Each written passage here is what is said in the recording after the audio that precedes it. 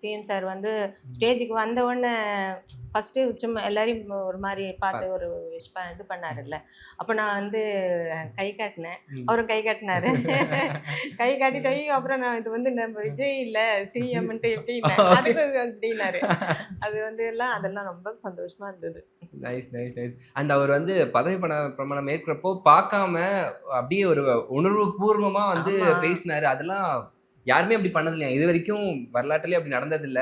அந்த அளவுக்கு பேசுறப்போ உணர்ச்சி பூர்வமா இருந்துச்சு. நீங்க அங்க அந்த இடத்துல பக்கத்துல இருந்து பாத்தீங்க. அந்த ஆரா எப்படி இருந்துச்சு? அந்த ஒரு அதான் அப்படி கிளாப்ஸ் தான். சவுண்ட் கேட்க காதுல கிழிச்சிட்டு போயிடுச்சு. நான்லாம் வந்து அவர் பேச பேச பேச கிளாப் பண்ணிட்டே இருந்தேன். நான் எப்படி இதுக்கு முன்னாடி நான் கொஞ்சம் ஜாலி டைப் தான். ஆனா வந்து கொஞ்சம் பப்ளிக்லலாம் இருந்தா கொஞ்சம் அடக்கி வாசிக்க.